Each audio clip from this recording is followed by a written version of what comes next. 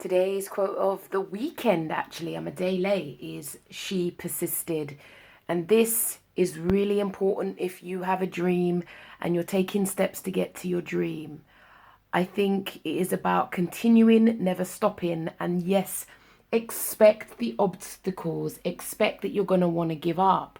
But most importantly, you got to keep going and seek wise counsel. Sometimes there comes a point when we have to go beyond our wisdom and we have to engage with others, either people who've been there before, to assist us. One of the things I did back in the day was I got mentors.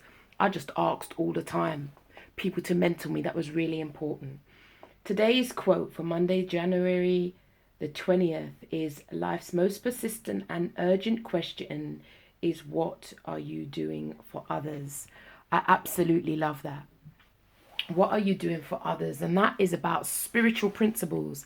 These are spiritual principles, which is actually when you give to others, you benefit, be it directly or indirectly. And so that's about us getting out of being perpetually selfish and only focusing on our needs. How can we give? Now, if you're an empath, you need to give mindfully because you need to be woke, because you'll keep on giving and you don't often get back in return.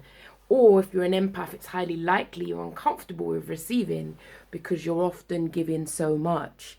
So if that speaks to you, you know, as someone who feels I've found my purpose and I believe I'm living a purposeful life, I think giving back to others is the ultimate gift. And if you want to live your best life, like truly, not just show off on the gram, finding a way to assist others in a way that keeps you safe is definitely one of the key secrets to a healthy, wholesome life. Anyhow, that's me. I'm going for a walk, so I've only done 3,000 steps and it is 5 o'clock. It's not good. Take care of you, because if you don't, no one will.